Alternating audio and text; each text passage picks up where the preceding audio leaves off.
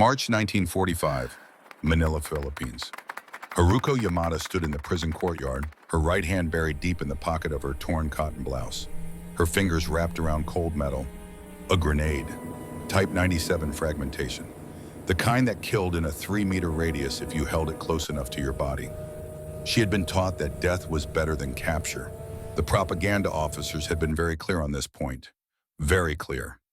The instructional films showed what the Americans did to Japanese women. The radio broadcast described it in detail that made her stomach turn. Torture, violation, death by inches. So the grenade was mercy, a gift from a retreating Imperial Navy sailor 3 days ago, pressed into her palm with shaking hands and whispered instructions. Pull the pin, count to 3, hold it against your chest. You will feel nothing after the flash.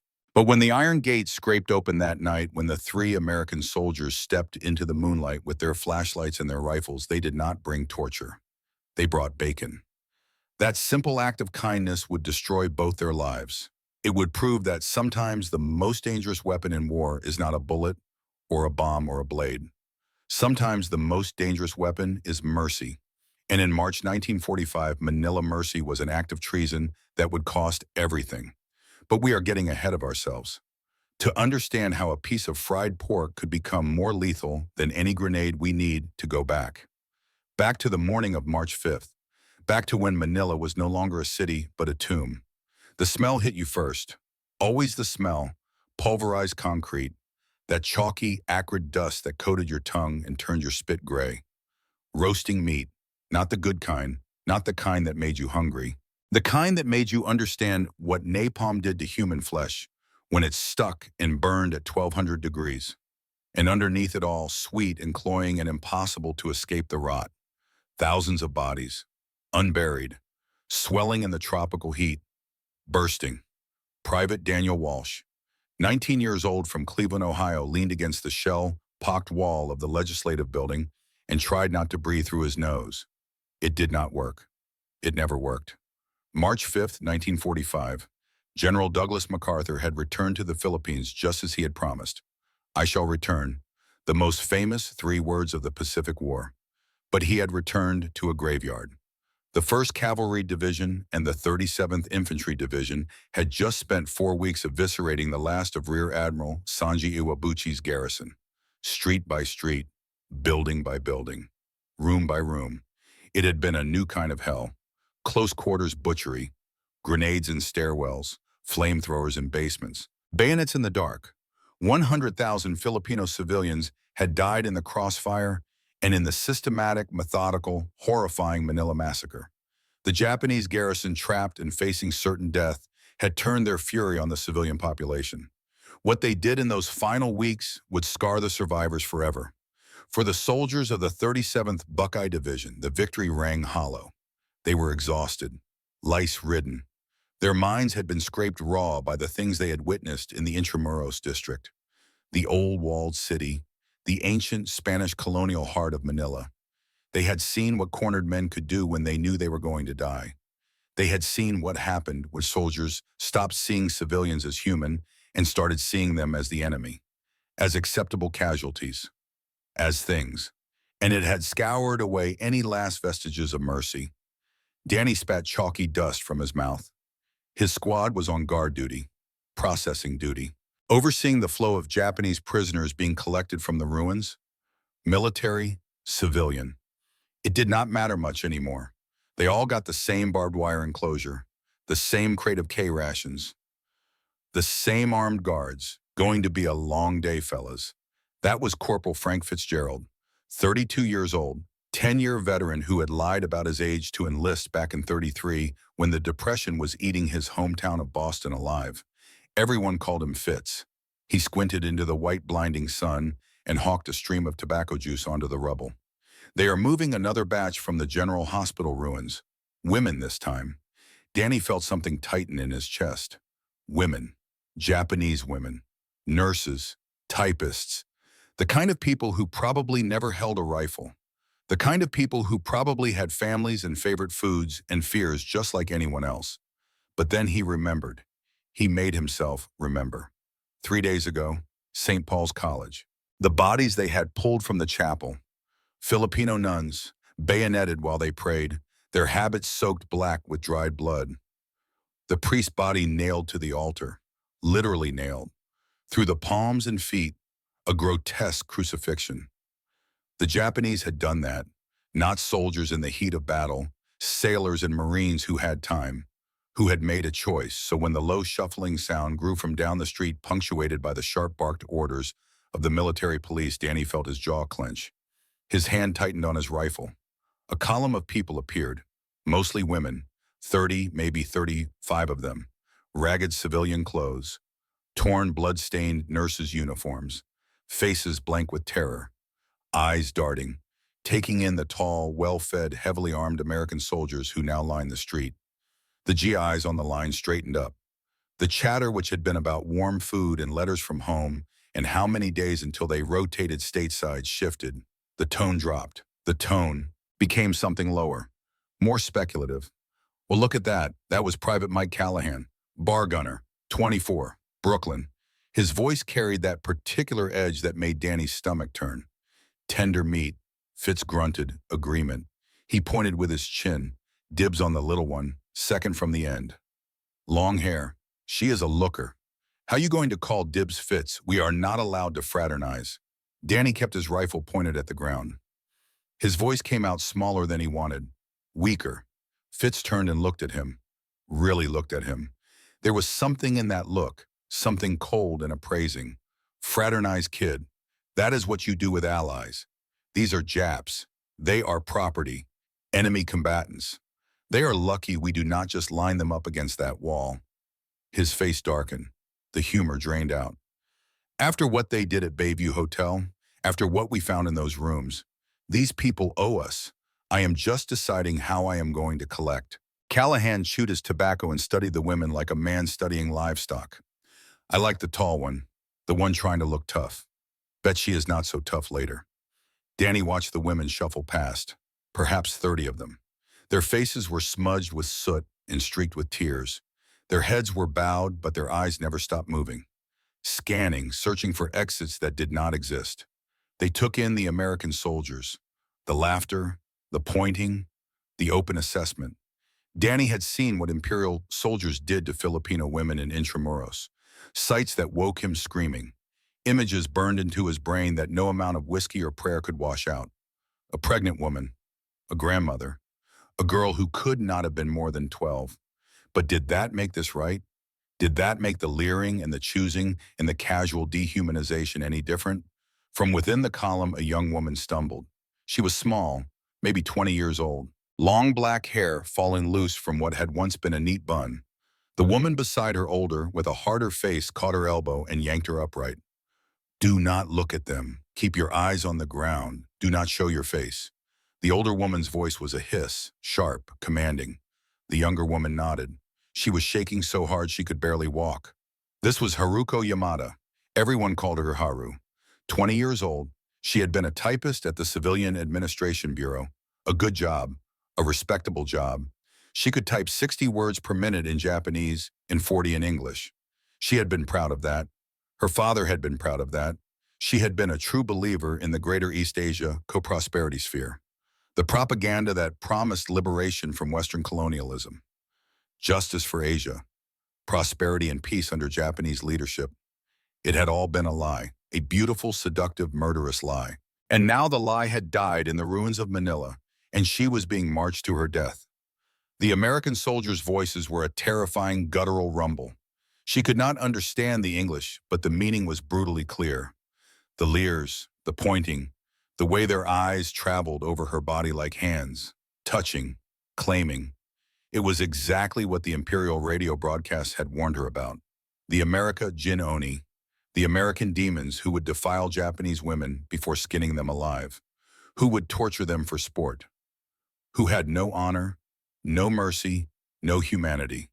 The woman beside her, Keiko Sato, whispered without moving her lips. It is over, Haru. We are dead. Just try to be still when it happens. It will be quicker. Haru squeezed her eyes shut. The grenade was still in her pocket. Type 97, 3-meter kill radius. She touched it. The metal was warm from her body heat. She had been too afraid to use it when the sailor gave it to her. Too cowardly. Now she would pay the price for her cowardice. The propaganda had promised them a glorious death, an honorable death. But what honor was there in being paraded like cattle for the amusement of laughing demons? The women were forced through a gap in a sandbag wall into a ruined, roofless courtyard. 3 walls of crumbling brick. The fourth side open to the sky. A single 50-gallon drum of water sat in one corner. An MP rolled in a wooden crate. K rations. He did not speak, did not look at them, just dropped the crate and left. The iron gate slammed shut. The bolt slid home with a sound like a rifle shot. Final. Absolute. Haru watched the Americans leave, watched them laugh and joke and light cigarettes on the other side of the fence. She felt a sick, hollow pit open in her stomach. Going to be a fun night. Fitz clapped Danny on the back. Danny flinched. Soon as that sun goes down and the brass is asleep, we are going to go pay our respects. Bring those lucky strikes you have been hoarding, kid. They are the only currency that matters now.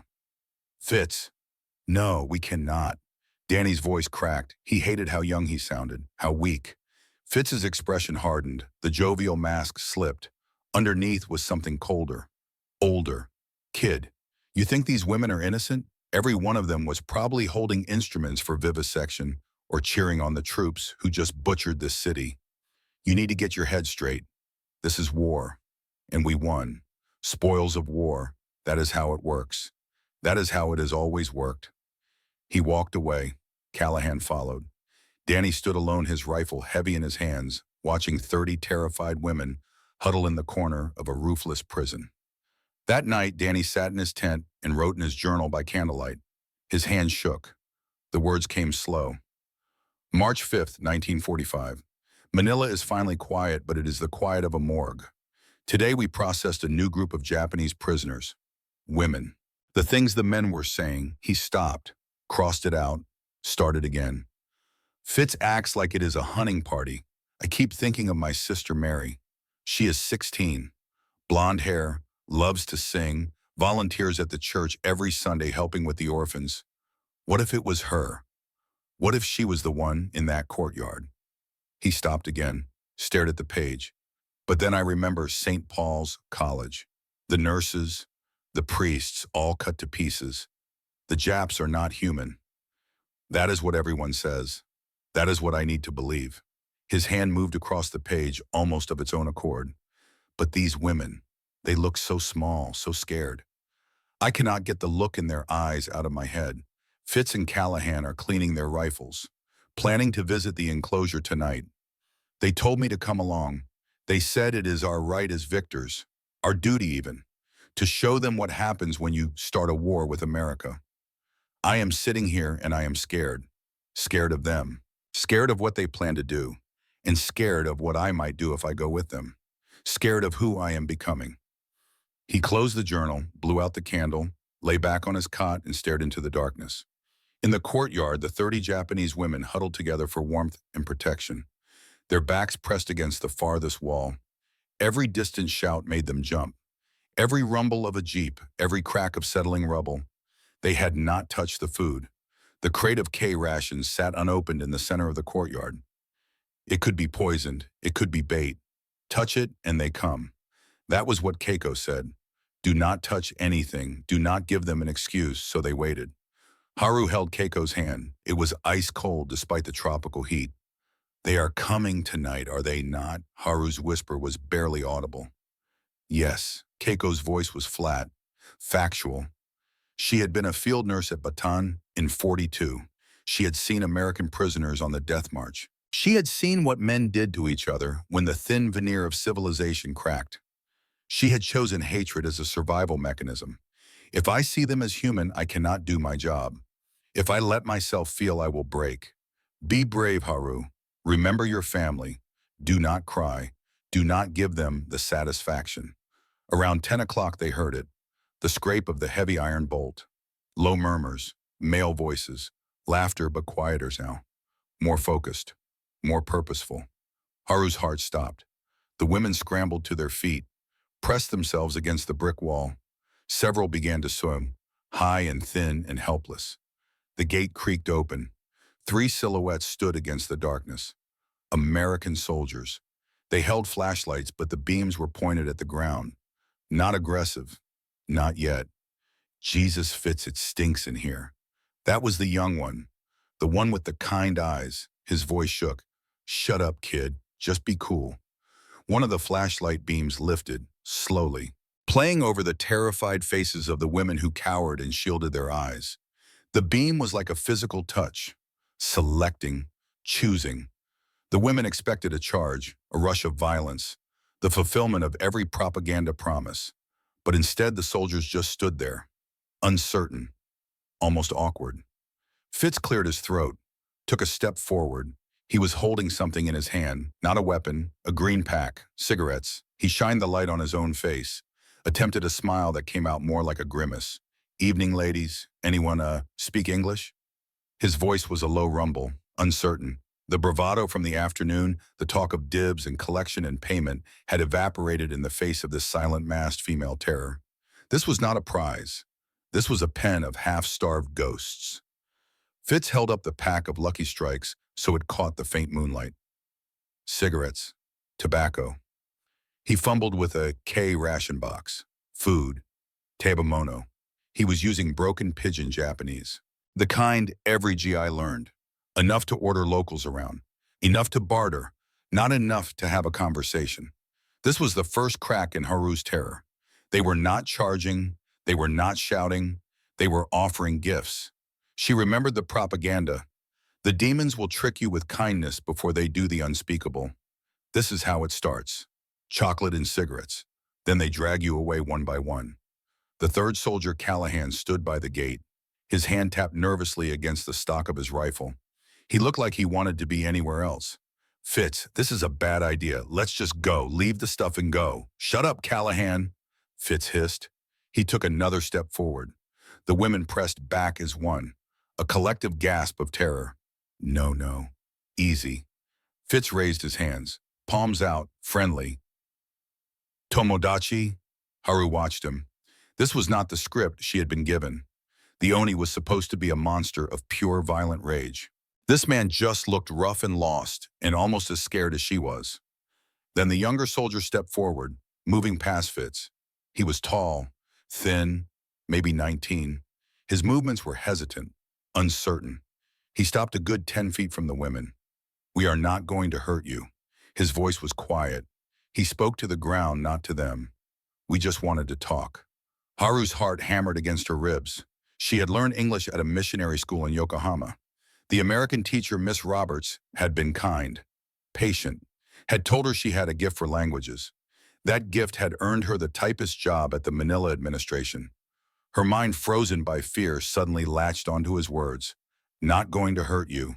We just wanted to talk. She took a shallow, shaking breath.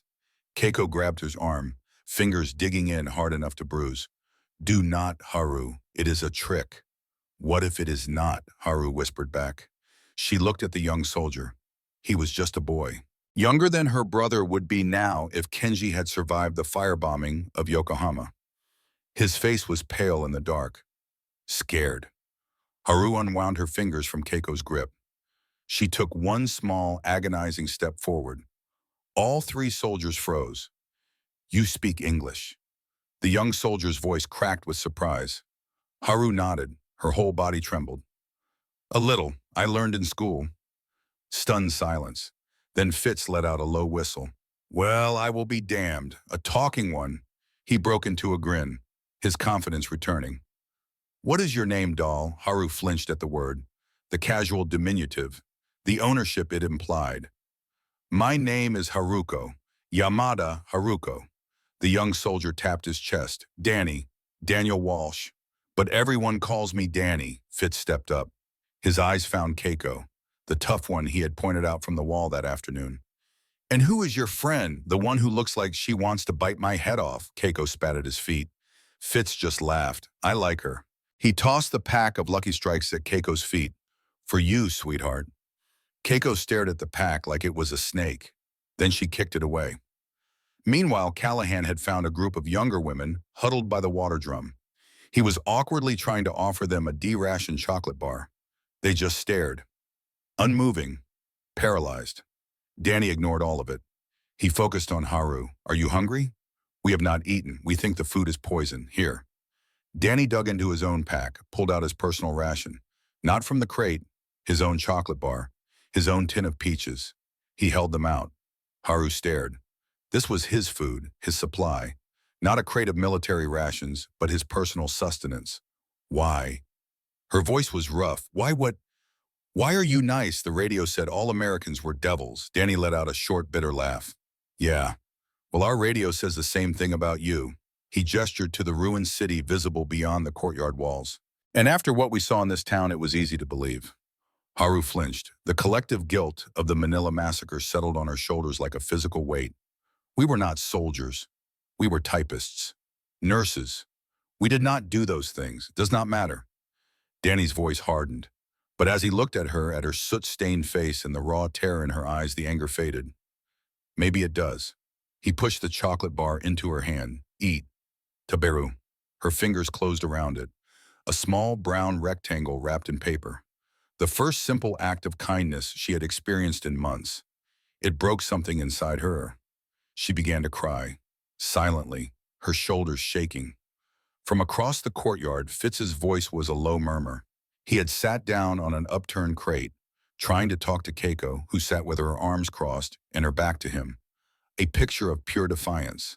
Fitz seemed amused by it, like he had all the time in the world, like this was a game he knew he would eventually win. But Danny and Haru just stood there in the moonlight, and for both of them, the same thought ran through their minds. How could this simple act, this sharing of a chocolate bar, feel more dangerous and more intimate than any act of violence? The night grew deeper and the air grew cold. The tropical heat of the day bled out of the stones, replaced by a damp chill that seeped into bones and made muscles ache. Haru had eaten the chocolate. Her body had craved the sugar so desperately that her hands shook as she unwrapped it. The taste had hit her like a physical force. Sweet, creamy, rich beyond anything she had tasted in months of rice gruel and rotting fish. And she had cried. Not from fear this time, from the shock of kindness, from the realization that her body still remembered pleasure, still remembered sweetness. Now she and Danny sat against the wall, not close, a careful 6 feet apart. The silence stretched between them like a rope, taut, fragile, ready to snap at the slightest wrong word. You are cold. Danny's voice broke the silence. It was not a question. Haru was shivering. Her thin cotton blouse, torn and filthy from 4 weeks of hiding in the ruins, offered no protection against the night air. She nodded, did not trust herself to speak. Here. Danny began to unbutton his field jacket, the M1943 model, olive drab, heavy canvas with a wool liner. Standard issue. It smelled of him, of tobacco and sweat, and the harsh lye soap the army issued. No. Haru scrambled back, terror flooding her face. Please, no. Danny stopped, held up his hands. It is just a jacket. Look, I am just going to put it here. He draped it over a broken piece of masonry between them. You are cold. I am not. That is it. No strings, no payment, just a jacket. Haru stared at the jacket like it might bite him. Her mind raced through the propaganda. This is how it starts. They give you things, make you feel safe, make you feel grateful. Then they take payment, always payment. But she was so cold. And the jacket was right there. And Danny had moved back, giving her space, giving her choice. Slowly watching him for any sudden movement, she reached out, pulled the jacket toward her. It was impossibly warm, heavy. The wool liner still held his body heat. She pulled it around her shoulders, and for a moment, just a moment, she closed her eyes and let herself feel safe. Thank you, the words came out in a whisper. You are welcome. Danny settled back against the wall, put a careful 10 feet between them now. Respecting the boundary, showing her he meant what he said. No strings. They sat in silence for a long moment. Around them, the courtyard had settled into an uneasy peace. Fitz had given up trying to engage Keiko in conversation. He and Callahan were now playing cards with a battered deck, their voices low murmurs. The other women watched from the far corner, still terrified but with a new sharp curiosity. The immediate threat of violence had passed, replaced by this strange, surreal waiting. So, Danny cleared his throat. Yokohama. That is near Tokyo, right? Haru nodded, pulled the jacket tighter. Yes, by the ocean. Very beautiful. In spring, the cherry blossoms fall like snow. She stopped, smiled sadly. Pink snow. My father would take us to Ueno Park every year. Before the war. Snow. Danny latched onto the word. Real snow, I mean. We get that in Cleveland. You ever seen real snow only in pictures? Haru's curiosity was stronger than her fear now. White cold water that falls from sky. Danny laughed. Actually laughed. The sound was startling in the quiet courtyard. Yeah, but it is more than that. It is... He paused, searching for words. Okay, close your eyes. Haru stiffened. Why, just trust me. Close your eyes. Every instinct screamed at her not to. Do not close your eyes around the enemy. Do not make yourself vulnerable. But something in his voice. Something gentle and eager and completely without threat. She hesitated, then closed her eyes. Snow does not fall fast. Danny's voice was soft now, almost dreamlike. It floats, like feathers, like, like cherry blossoms, I guess. And when it lands on your face, it is cold but gentle. It melts on your skin. You can stick out your tongue and catch it. Tastes like nothing, like clean air. Haru listened. In the darkness behind her eyelids, she could almost see it. White flakes drifting down, silent, pure. And when enough falls, everything goes quiet. Danny continued. The whole world holds its breath. All the ugly things get covered up. All the dirt and the trash and the broken things. It all gets buried under white. And for a little while, everything is beautiful again. Haru opened her eyes, looked at him, really looked at him for the first time. He was not looking at her. He was looking up at the stars visible through the roofless courtyard. His face was soft with memory, with longing. It sounds peaceful. Yes, Danny's voice was thick. It is. He looked at her then. After this war, when you go home, maybe you will get to see it someday. Real snow. You think there will be after war for people like me? Danny was quiet for a long moment. Has to be. War does not last forever. Nothing lasts forever. From across the courtyard, Keiko watched them. Her face was unreadable, but her eyes were sharp, calculating. She had survived Bataan by never trusting, by always assuming the worst. And now here was Haru sitting with the enemy, wearing his jacket, listening to him talk about snow like they were friends. It made her sick. Or maybe it made her jealous. She was not sure anymore. You said before, Haru's voice pulled Danny back. You said Indians. What is this, oh man? Danny's face lit up. The Cleveland Indians. Baseball team. It is America's game. You know baseball? Haru shook her head. Basubaru I have heard, but I do not understand. Okay, picture this. Danny leaned forward, animated now, the fear and the awkwardness falling away as he found his footing in familiar territory. Summer day, you are at the stadium, League Park back home. You have got a hot dog in one hand. He saw her confusion. A sausage and bread, and a Coca-Cola in the other. Sun on your face, warm, and you are watching 9 guys try to hit a ball with a stick. Haru giggled. The sound surprised both of them. The first time she had laughed in weeks. This sounds silly. It is silly, Danny grinned, but it is perfect. My dad took me every summer. He would buy peanuts, and we would crack them open and throw the shells on the ground. And when the Indians hit a home run, that is when the ball goes really far, everybody stands up and cheers. Thousands of people, all cheering together. His voice softened. I miss it. Miss that feeling. Like you are part of something bigger than yourself. You talk about home with much love. Haru pulled the jacket tighter around herself. You must want to go back very much. More than anything. Danny looked down at his hands. But I am scared too. Scared of what? That I will not be the same person who left. That I will get home and Mary, my sister, will look at me and see what I have become. What have you become? Someone who can hate. Danny's voice was barely audible. Someone who can look at people and not see people. Someone who can walk past bodies and not feel anything anymore. He looked up at her. Until tonight. Haru felt something shift in her chest, a crack in the armor she had built around herself. I was taught that all Americans are demons, that you have no honor, no soul, that you would do terrible things to us. And I was taught all Japanese are savages, monsters who do not value human life. They looked at each other in the moonlight. But you are not a demon, and you are not a monster. Silence. Heavy. Profound. So what does that make us? Danny's question hung in the air. I think it makes us liars. Haru's voice was small. Liars to our own countries. Danny reached into his pocket, pulled out a worn leather wallet. From it he extracted a small photograph. Creased, faded. He held it out. This is my sister, Mary. She is 16. Haru took the photograph with trembling fingers. A blonde girl in a school uniform, smiling, arms around a dog. The picture of innocence and youth in everything this war was supposed to be protecting. She is beautiful. She looks kind. She is. Danny's voice was thick with emotion. She volunteers at the church every Sunday, helps with the orphans, kids who lost their parents in the Depression. She sings to them, reads them stories. He paused.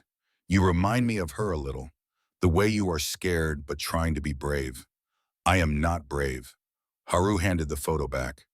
I was given a grenade, to use if captured. I was too scared to use it. Now I am a coward. Danny looked at her, really looked at her. And when he spoke, his voice was fierce. That is not coward. That is wanting to live. There is nothing wrong with wanting to live. Tears welled in Haru's eyes. But the propaganda said, forget the propaganda. Danny cut her off. The propaganda lied. On both sides, they told us you were monsters so we would not feel bad about killing you. They told you we were demons so you would not surrender. But look at us. We are just people. He gestured between them. Just two scared people who want to go home. Haru wiped at her eyes with the sleeve of his jacket. You have family photograph. In war, you must miss them very much, every single day. Do you have family? Yes. Haru's voice broke. Father, mother, little brother Kenji. He is 12 in Yokohama. She stopped, could not continue. The bombs, I am sorry. Why are you sorry your country drops the bombs? Yeah. Danny's voice was steady. And your country started the war. But that does not mean I want your little brother dead. War is between governments, not between people. That sentence hung in the air between them. War is between governments, not between people. It was such a simple statement, such an obvious truth. But in March 1945, Manila, it was also revolutionary, dangerous, the kind of thing that could get you court-martialed for insufficient hatred of the enemy. Haru pulled the jacket tighter. She could smell it now, really smell it. Tobacco, yes, but also something else. Soap, American soap, clean and sharp. And underneath that, just him, just Danny, the scent of another human being. It was the most human thing she had felt in a year of war, this jacket. She touched the fabric. It is yours. Your name is inside. Walsh D. You will need it back. Keep it. But keep it. Danny's voice was firm. You need it more than I do. I cannot pay you. I am not asking you to. But in my country, there is always debt, always obligation. If I take this, I owe you. You do not owe me anything. Danny met her eyes. I gave it to you because you were cold. That is it. No debt, no obligation. Just one person helping another person. That is allowed, is it not, even in war? Haru did not know how to answer that. In her world, in the world the propaganda had built, nothing was free. Everything had a price. Kindness was weakness. Mercy was foolishness. The strong took and the weak gave, and that was the natural order. But here was this American boy, this enemy soldier giving her his jacket and asking for nothing, expecting nothing, just because she was cold. It broke something in her, some fundamental understanding of how the world worked. Across the courtyard, Callahan had abandoned his attempts to give chocolate to the younger women. He now sat with Fitz playing cards, stealing glances at the women every few minutes. The women huddled together, whispering. Some were starting to relax, starting to believe maybe, just maybe, they would survive the night. But not all of them. Some still watched with hard eyes, with the certainty that this was a trick, a game, that the Americans were just waiting, building trust before they struck. Keiko was one of those. She watched Haru and Danny with cold calculation. She saw the jacket, saw the way Haru had stopped shaking, saw the way they talked like equals, like friends. And she knew this would end badly. It always did. The conversation between Danny and Haru continued, tentative at first, then with growing confidence. They talked about food, about the things they missed.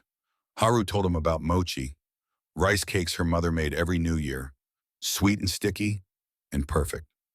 Danny told her about his mother's apple pie, cinnamon and butter and sugar in a flaky crust. Their mouths watered as they talked. Their stomachs growled. Food had become such a luxury, such a distant memory of better times. Danny told her about baseball, really told her, about the crack of the bat hitting the ball, about the smell of fresh-cut grass and roasted peanuts, about standing for the national anthem with your hand over your heart. Haru told him about Yokohama before the war, about the harbor full of ships from all over the world, about the international district where you could hear a dozen languages on one street, about the American teacher at her school who had been kind and patient and who had disappeared when the war started. They talked about their siblings, Danny's sister Mary, who wanted to be a teacher, Haru's brother Kenji, who had wanted to be a pilot before the firebombing took him. They talked about their fears. Danny was afraid of becoming someone his family would not recognize. Haru was afraid she would never see her parents again, that they were already dead and she was talking to ghosts. They did not talk about the war. Not really, not the big things, the battles and the strategies and the politics. They talked about the small things, the human things, the things that reminded them they were more than soldiers and prisoners, more than enemy combatants. They were just people, and as they talked, something shifted. The careful distance between them began to close. Not physically. Danny never moved closer, never invaded her space, but emotionally. The walls came down brick by brick, word by word, story by story. Time passed. Neither of them noticed. The moon moved across the sky. The temperature dropped further. Haru pulled the jacket tighter. Her eyelids grew heavy. God, I am tired. Danny leaned his head back against the brick wall. His helmet sat on the ground beside him. Me also. Haru's English was deteriorating as exhaustion set in. Very tired. When did you last sleep? Really sleep, Danny asked. I do not remember, Haru admitted. Every night bombs, or guns, or screaming. Always something, you same. They sat in companionable silence. The kind of silence that only comes when two people have run out of words but do not want to be alone. You can sleep if you want. Danny's voice was soft. I will keep watch. Make sure nobody bothers you. Haru looked at him, studied his face, searching for the lie, the trap. But all she saw was genuine concern, genuine kindness. You are a truly kind person, Danny Walsh. I do not know about that, but I am trying. Haru's head was so heavy, the jacket was so warm. The chocolate and the peaches had quieted her starving body for the first time in weeks. And Danny's presence, his solid, steady, non-threatening presence, made her feel something she had not felt since the bombing started. Safe. She knew it was dangerous. Knew Keiko would be furious. Knew this American boy was technically the enemy. That fraternizing with him was probably treason. That accepting his kindness made her weak. But her head was so heavy. Just for a moment, she told herself. Just rest for a moment. She let her head lean, just an inch, just enough that her shoulder touched his. Danny tensed. Every muscle in his body went rigid. This was it. This was the moment he should pull away, should maintain proper distance, should remember that she was the enemy and he was a soldier, and this was inappropriate and dangerous and wrong. But she was so small and so tired and so scared. Slowly, carefully, he relaxed, let his shoulder remain where it was, providing support, providing comfort, providing nothing more. Haru's breathing deepened, slowed. Her hand still clutching the front of his jacket wrapped around her loosened, her fingers uncurled. She was asleep. Danny sat very still, afraid to move, afraid to wake her, afraid to break whatever fragile thing had formed between them in the darkness. Across the courtyard, Fitz looked over, saw them. His eyes narrowed. Then he grunted and turned back to his cards. Kid's got it bad, he muttered to Callahan. This is going to end poorly. Callahan nodded, said nothing, just dealt another hand. The night deepened. The stars wheeled overhead, and in a ruined courtyard in the heart of a destroyed city, two enemies slept side by side. Not as lovers, not as friends exactly, but as two human beings who had found, in the midst of horror and hatred and propaganda, a moment of simple shared humanity. It would cost them everything. But for now, for these few hours, they were just Danny and Haru, just two people who were tired and scared and trying to survive. And that was enough. The bugle call from the distant 1st Cavalry billets was a clean, brutal tear in the fabric of the night. 5 o'clock reveille, the sound that every soldier knew. The sound that meant morning had come, and with it, accountability. Danny's eyes snapped open. His neck was stiff. His shoulder was numb, and there was a weight against him. Warm, soft, human. Haru. She was still asleep. Her face slack with exhaustion so profound it looked like death. Her head was on his shoulder. Her small, cold hand was still clutching the front of his field jacket, the one wrapped around her like a blanket. Panic, cold and acidic, surged in his throat. Dawn. They had stayed until dawn. They had fallen asleep. Together. This was bad. This was so bad. Haru, he whispered urgently, gently disengaging his arm. Haru, wake up. It is morning. We have to go. Haru's eyes opened. For one blank second there was nothing. Confusion. Disorientation. Then memory flooded in like ice water.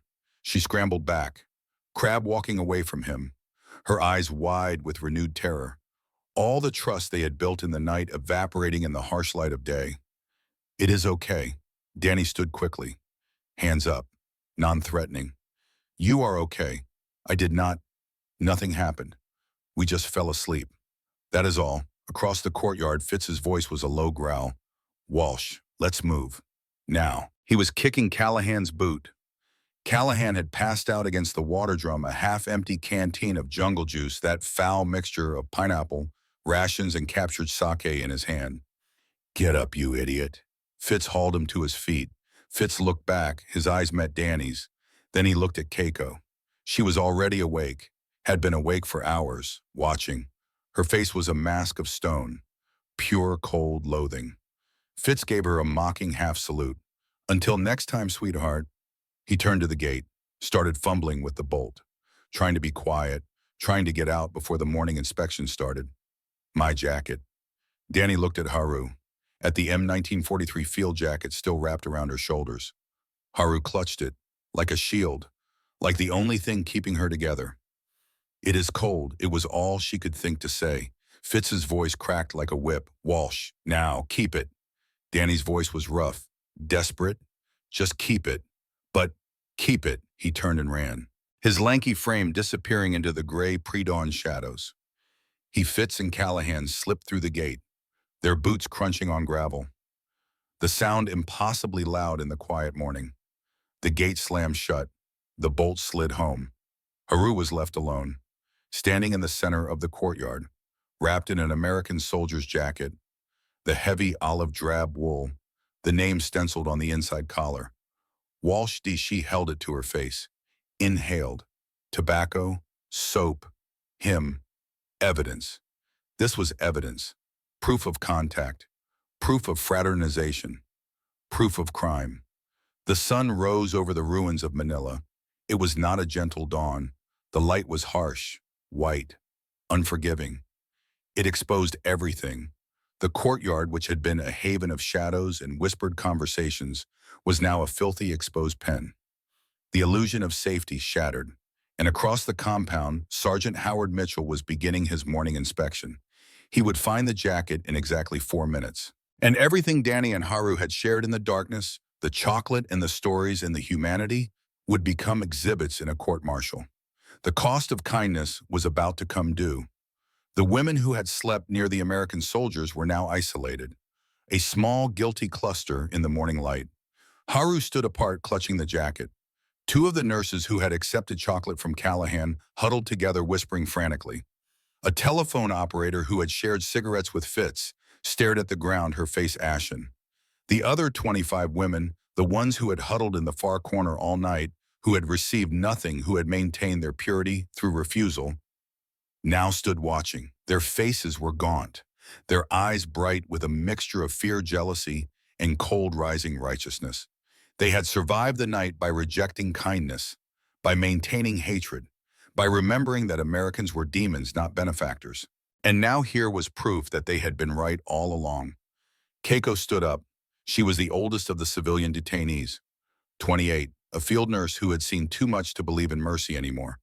She walked over to Haru with deliberate, measured steps. "Give me the jacket." Her voice was flat, final. "No," Haru whispered. "He gave it to me. I was cold. You are a fool." Keiko's voice was low and sharp as a blade. "Do you know what you have done? You have brought the Kagara, the uncleanliness, into this place." He was polite. The words sounded weak and stupid even as Haru said it. Polite, Keiko's laugh was a dry bark. "They are America Jin. Their politeness is a weapon. You slept next to him. You ate his food. You smell like him." She leaned in close. "What did you tell him?" "Nothing. We talked about his home, about snow, and—" "You talked," Keiko spat the word. "And what did they get?" "The nurses over there took chocolate. She has 2 packs of cigarettes." Keiko pointed to the telephone operator. "Do you see? It was a transaction. We are not prisoners, Haru. We are pan girls. We are comfort women for a new army." The words hit Haru with the force of a physical blow. She looked at the jacket, this simple warm object. It was no longer a gift. It was payment, evidence of services rendered. "No," her voice broke. "He was not like that. He was kind. They will come back tonight." Keiko's eyes were dark and knowing, and they will expect more than conversation. And the ones who do not talk, they will get no food. They will get nothing. "You have not saved us, Haru. You have just given them a new price." Before Haru could answer, before she could process the full horror of what Keiko was saying, the gate slammed open. It was not Danny. It was not Fitz. It was Sergeant Howard Mitchell.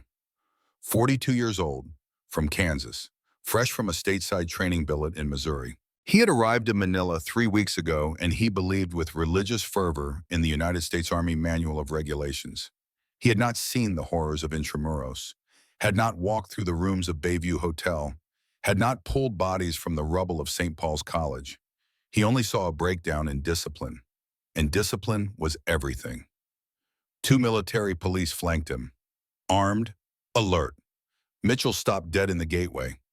His eyes swept the courtyard with the practiced efficiency of a man who had spent 20 years inspecting barracks and motor pools and mess halls. He saw the scattered K-ration wrappers, American packaging littered across the dirt. He saw the cigarette butts, Lucky Strikes, distinctly American, clustered near where Keiko stood. He saw the battered deck of playing cards Fitz had left behind, and then he saw Haru, standing apart from the other women, her face pale, her hands clutching a standard-issue M1943 field jacket to her chest like a life preserver. Mitchell's face, normally a bland, bureaucratic pink, turned a dark mottled red. He was not a fool. He knew exactly what this meant. Fraternization.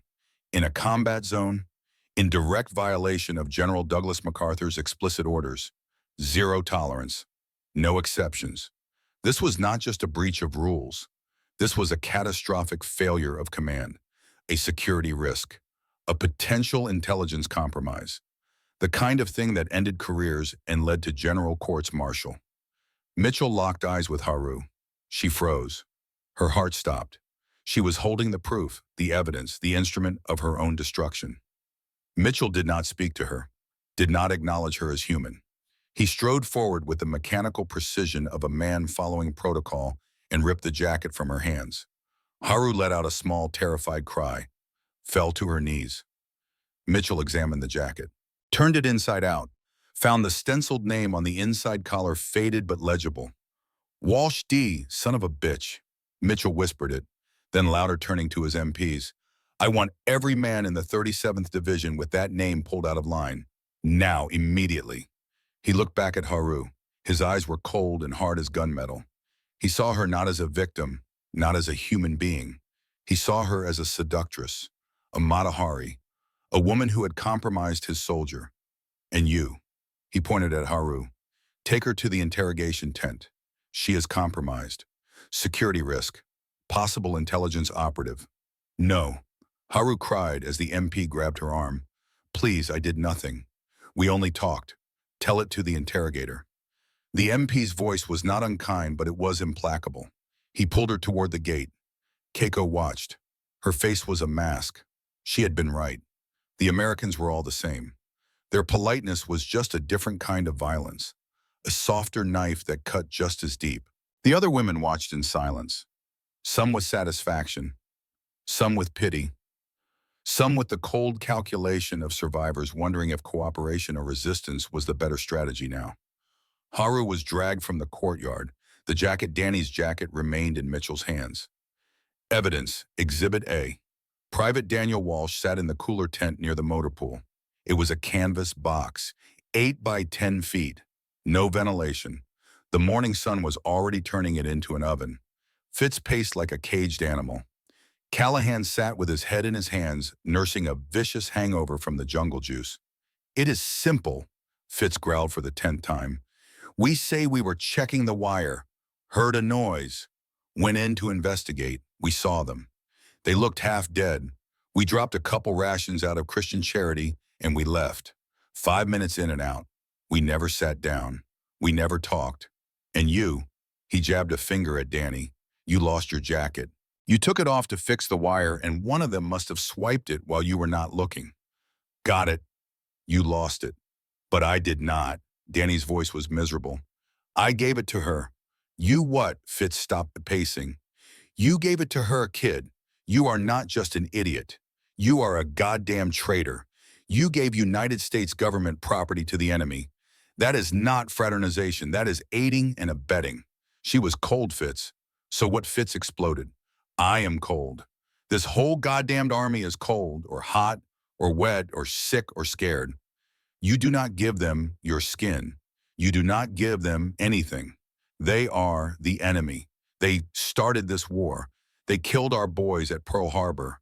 They butchered this city. I know. Then act like it. Before Fitz could continue his tirade, the tent flap ripped open. An MP stood silhouetted against the blinding sun.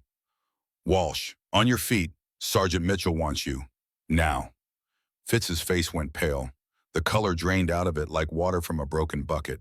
Stick to the story, kid. He hissed. You lost it. Say you lost it. Danny stood. His legs shook. He felt sick. The MP grabbed his arm and pulled him out into the sun. The light was painful after the dimness of the tent. He stumbled. The MP steadied him and marched him across the compound, toward the interrogation tent. The interrogation tent was hell made of canvas, 8 by 10 feet, 100 degrees easily. The smell was overwhelming. Sweat, mildew, stale cigar smoke. And underneath it all, fear. The acrid animal stink of human fear. Haru sat on a metal folding chair. Her hands were clasped so tightly her knuckles had gone white. She had been in this tent for 2 hours. 2 hours of questions, accusations, threats. Sergeant Mitchell sat opposite her, his notebook open, his face a mask of bored, unyielding authority. Beside him sat Corporal Thomas Nakamura, 25 years old, Nisei, second-generation Japanese-American, born in San Francisco. His parents were currently imprisoned at Manzanar internment camp in California. He had joined the 442, the legendary All-Nisei combat unit, to prove his loyalty, to prove he was American. Now he sat in a sweltering tent translating accusations against a Japanese woman and wondered what loyalty even meant anymore. Let us go over it again. Mitchell's voice was a low, patient growl, the voice of a man who had all day, all week, all month, however long it took. You made contact with the American soldier, Private Walsh. He gave you food. He gave you this.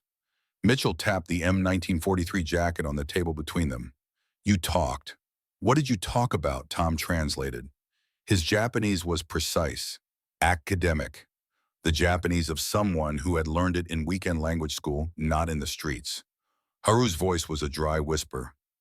I have said, he spoke of his home, a place called Ohio. He spoke of snow. She struggled with the English word, white cold water from the sky. Tom translated back to English. Mitchell's pen stopped moving. Snow.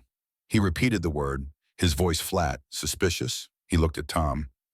Is that a code? Is snow a code for something? Cocaine, heroin, covert operations in cold climates? Sir, Tom's voice remained carefully neutral. I believe she means frozen precipitation. Snow. It is a common meteorological phenomenon in the state of Ohio. Do not get smart with me, Corporal. Mitchell's eyes narrowed. What else did they talk about? Tom translated the question. Haru continued, her voice breaking. He asked my name. He told me his. He spoke of a game. Baseball. He said he missed the Indians. Tom translated. Mitchell slammed his hand on the table. The sound was like a gunshot in the enclosed space. Haru jumped, whimpered. Indians.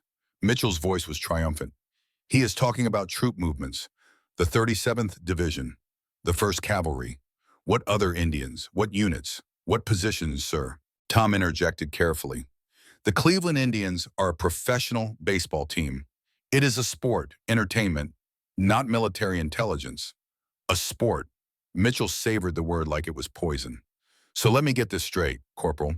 A GI in violation of General MacArthur's direct non-fraternization order risks a court-martial in a combat zone, sneaks into a Japanese prisoner enclosure so he can discuss weather patterns and recreational athletics with a captured enemy nurse. He leaned over the table, his face inches from Haru's. You are lying to me. And when I prove you are lying, when I break you, you are going to hang for espionage. Haru began to shake. Tears welled in her eyes and spilled down her cheeks. She understood enough of the tone, enough of the body language to know she was in mortal danger. It is truth, she whispered in broken English. Honto desu. He was only kind. He was not demon. His kindness is the problem, girl. Mitchell snapped. Kindness is how you get compromised. Kindness is how you get your throat cut. Kindness is how we lose wars. He turned to the MP at the tent flap. Get me Walsh, now. Danny was marched into the tent. The heat hit him like a physical wall. He saw Haru first. Her face was a ruin of tear tracks and soot. Her eyes were red and swollen. She looked at him, and her expression was not anger. It was terror. Terror for him. Terror for what was about to happen. Then he saw his jacket on the table. The jacket he had given her because she was cold. Because she was human. Because it was the right thing to do. Private Walsh. Mitchell's voice was dangerously calm. This is your jacket, is it not? Danny looked at the jacket, looked at Haru, looked at Mitchell. Yes, Sergeant. This prisoner Yamada Haruko claims you gave it to her. Fitz's words screamed in Danny's head. You lost it. You lost it. Say you lost it. Blame her. Call her a thief. Save yourself. He looked at Haru's face, saw her shivering in the dark, saw her small, hesitant smile when he had given her the chocolate, saw the way her whole body had relaxed when she pulled the jacket around her shoulders, the first moment of warmth and safety she had felt in weeks. Yes, Sergeant. Danny's voice was clear. Steady. I gave it to her. She was cold. Tom Nakamura let out a small, sharp breath, almost inaudible. But Danny heard it.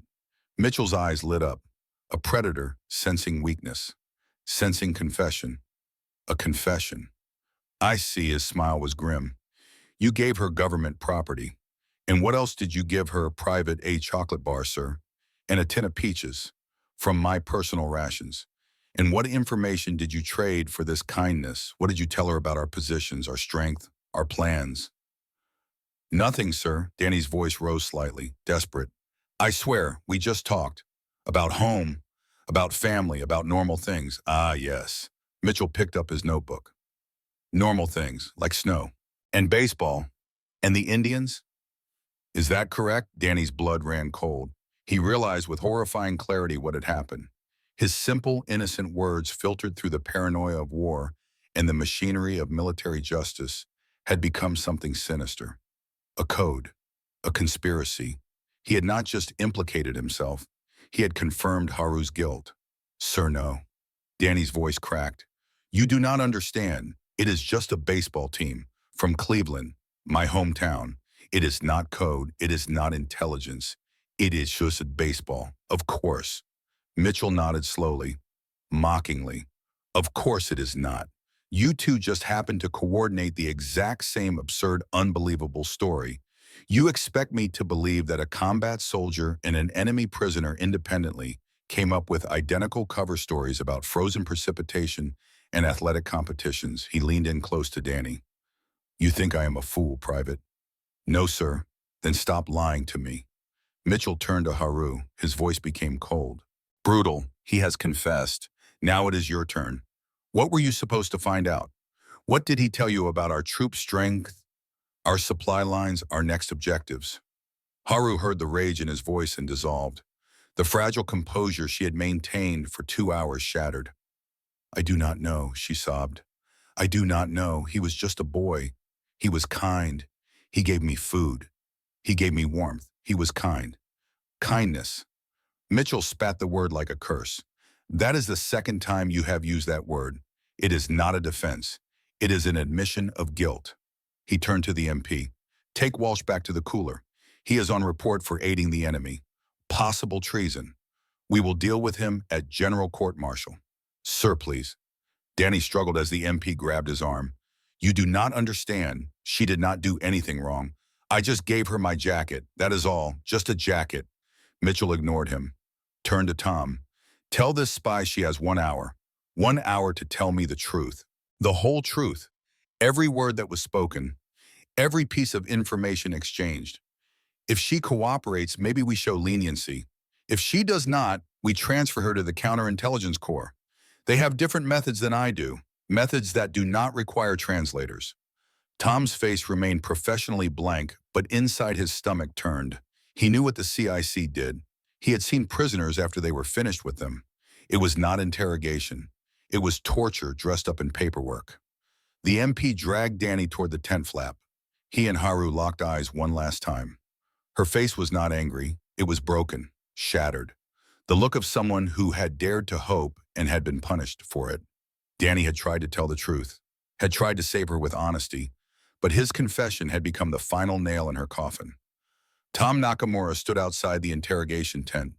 The canvas flaps still stirred from Danny's exit.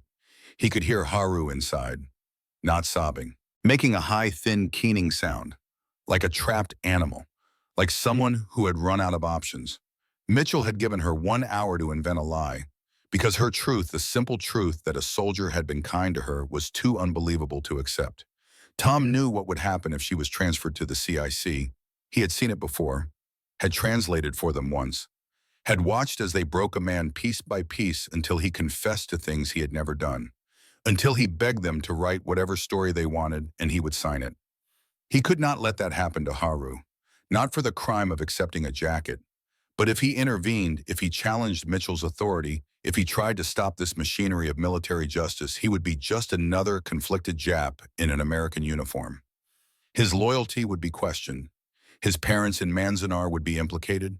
His entire service in the 442 would be erased. He had one chance, one narrow path. He could not appeal to Mitchell's heart. The man did not have one, but he could appeal to his self-interest, to his fear, to his desperate need to protect his own career. Tom re-entered the tent. Haru flinched. Mitchell looked up, annoyed.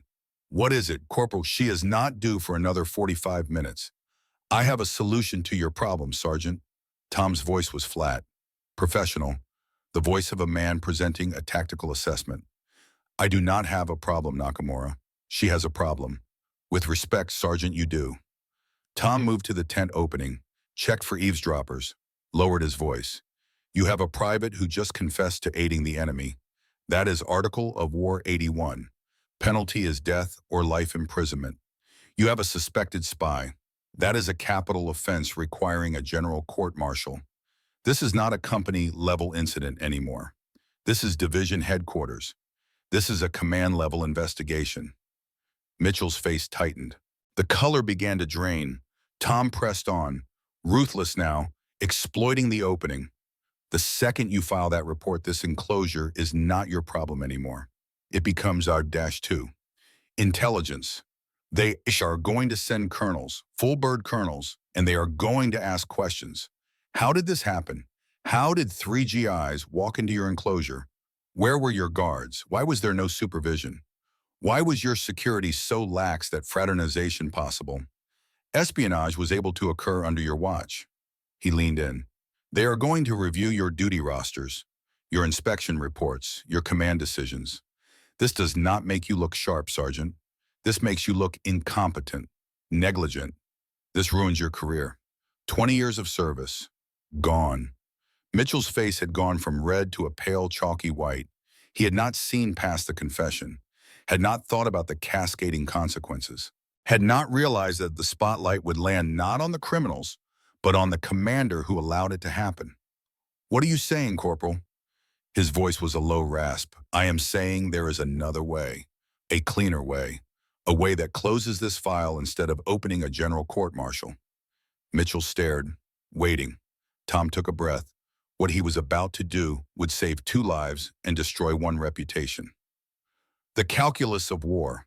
Walsh is not a traitor. He is a 19-year-old fool, an idiot farm boy who does not understand operational security. And this girl, she is not a spy. She is a thief and a prostitute. Haru, hearing the word pronounced in Japanese by Unfu, looked up, her face a mask of horrified confusion. What Mitchell's voice was sharp. "What about his confession?" "He is lying," Tom lied smoothly. "Professionally, he is a kid, embarrassed.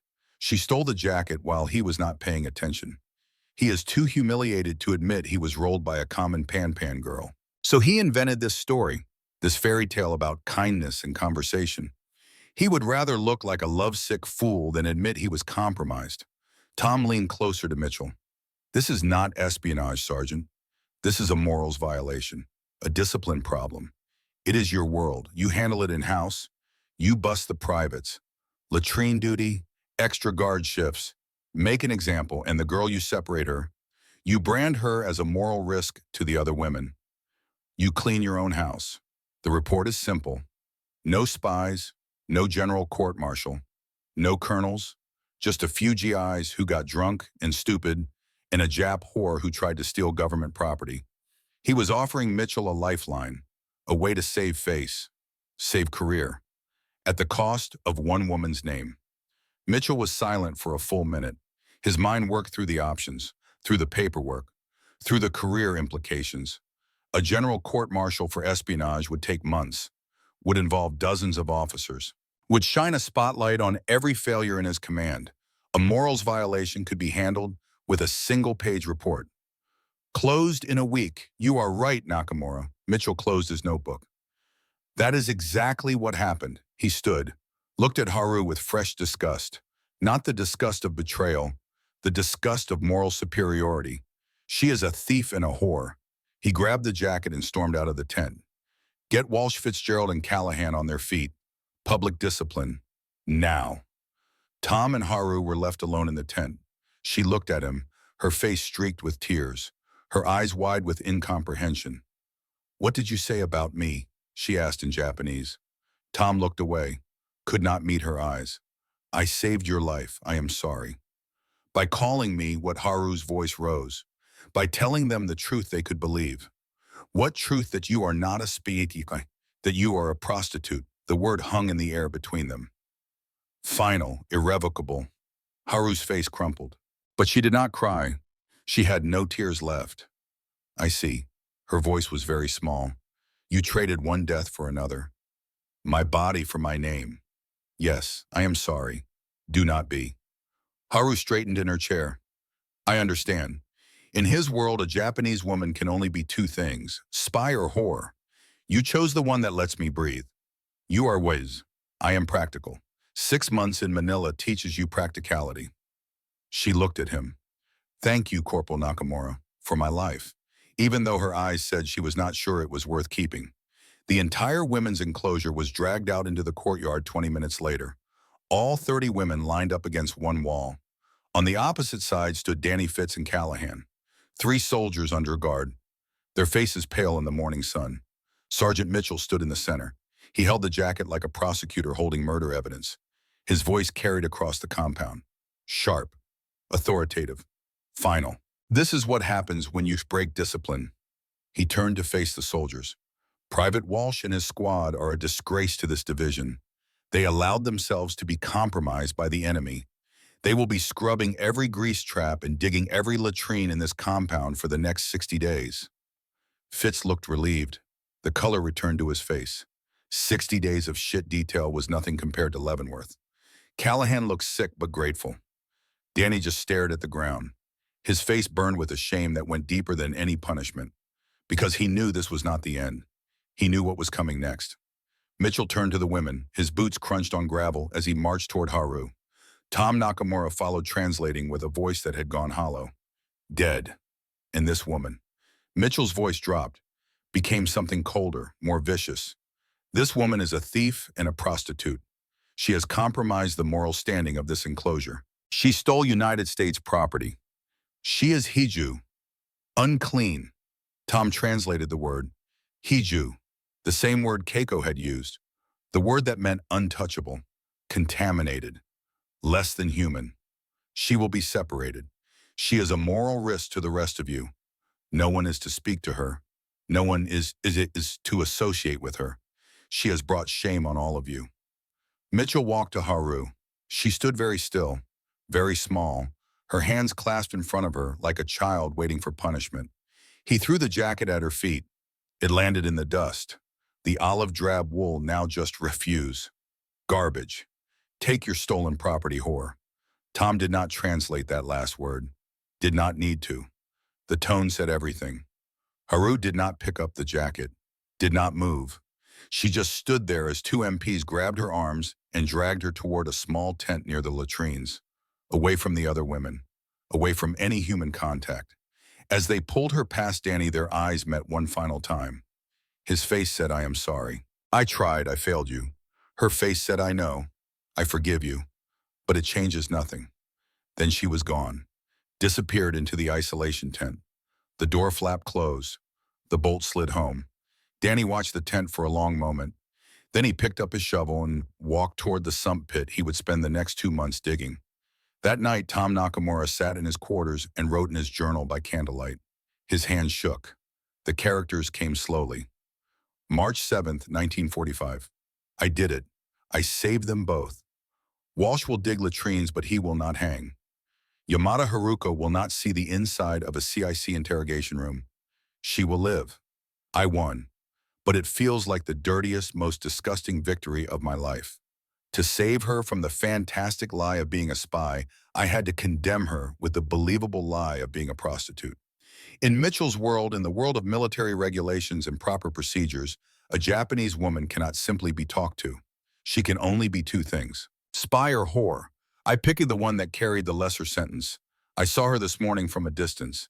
She was alone, trying to wash her clothes in a bucket of gray water.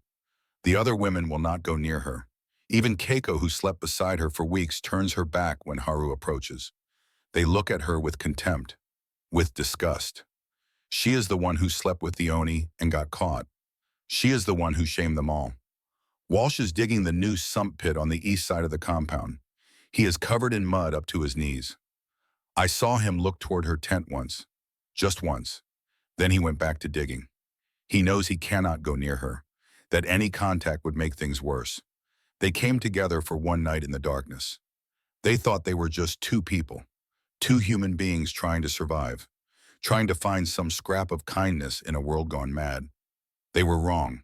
They were a GI and a Japanese prisoner. They were victor and property. They were enemy combatants separated by a line drawn by governments and enforced by men like Mitchell. Men like me. He thought his kindness was a gift. It was a weapon, and it blew up in both their faces. I saved their lives, but I destroyed their names. I do not know if that is what winning is supposed to feel like. Tom closed the journal, blew out the candle, and sat in the darkness listening to the distant sound of Danny's shovel striking earth. Over and over, the rhythm of penance. September 15th, 1945. 6 months had passed since that night in the courtyard. Japan had surrendered on August 15th. The emperor's voice on the radio, thin and reedy, telling his people that they must endure the unendurable. That the war was lost. Manila was slowly rebuilding. The ruins were being cleared. The bodies finally buried. The living trying to remember how to live. The women's internment camp was being processed for repatriation. 30 Japanese women waiting to go home, waiting to see if there was anything left to go home to. But one woman was not waiting with the others. Haruko Yamada sat in a small office in what had once been a Spanish colonial building. Before her was a stack of documents, depositions, Testimony. Evidence for the war crimes trials that would begin in Tokyo in a few months. She was translating English to Japanese, Japanese to English. Her skill with languages, the thing that had made her father so proud, had become valuable again. The same army that had branded her a prostitute now needed her expertise. The irony was not lost on her. There was a knock on the door. She looked up. Corporal Thomas Nakamura stood in the doorway. He held a small package wrapped in brown paper. "Miss Yamada, do you have a moment?" She set down her pen, gestured to the chair across from her desk. "Corporal Nakamura, please." He sat, placed the package on the desk between them. For a long moment, neither spoke. "I wanted to apologize." Tom's voice was quiet. "For what I called you, in the tent. What I had to call you. You saved my life. I destroyed your name." Haru looked at him. Her face was thinner than it had been in March. Harder, but her eyes were clear. "A name can be rebuilt, Corporal. A life cannot be unlived. I understand why you did it. Sergeant Mitchell's world had only 2 spaces for women like me. You chose the one that let me breathe. You are gracious. I am practical. 6 months of isolation teaches you practicality."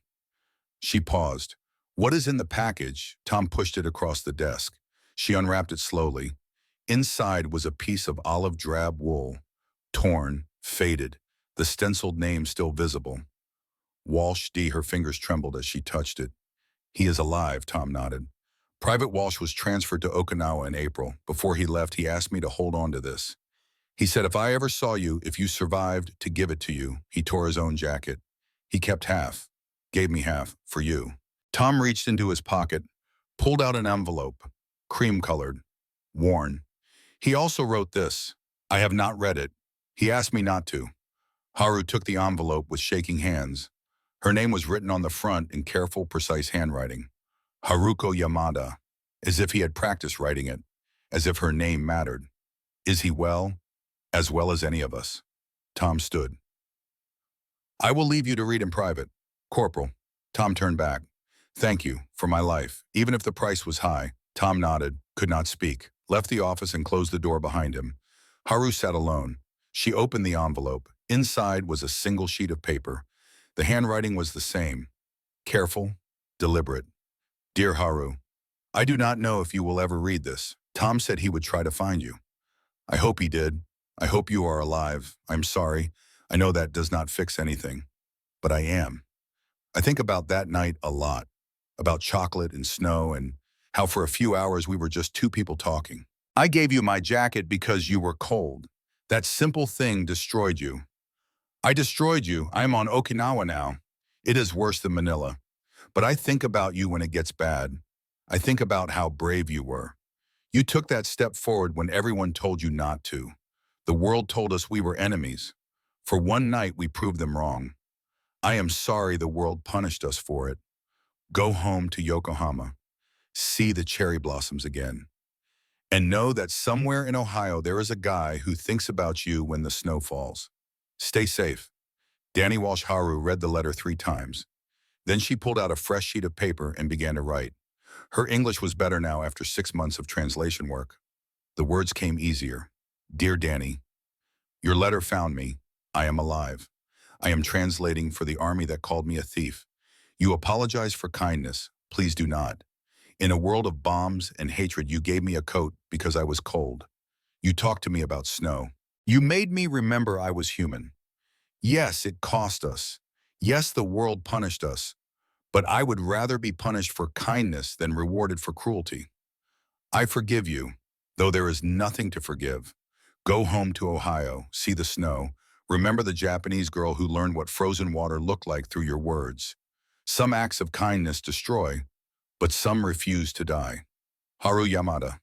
She folded the letter, put it in her desk drawer. She would never send it, could not send it. The war was over, but some distances could not be crossed. But she kept it, and she kept the piece of jacket. And when she finally returned to Yokohama 4 months later, when she stood beneath the cherry trees in Ueno Park and watched the pink petals fall like snow, she pulled out the olive drab cloth and held it to the light. "Thank you, Danny Walsh." She whispered it to the wind. "For showing me that even in war, even when governments demand hatred, human beings can choose mercy. And that choice, that one simple choice to be kind, is what makes us human. The cherry blossoms fell around her. Pink snow, just like she had told him, just like he had described the white snow of Cleveland. Two kinds of snow, two people. One moment of kindness that had cost everything and meant everything. She folded the cloth, put it back in her pocket, and walked home through the rebuilt streets of Yokohama, carrying with her the proof that mercy, even punished mercy, was worth the price. Because some acts of kindness destroy in the moment, but they plant seeds that refuse to die. And sometimes that is enough.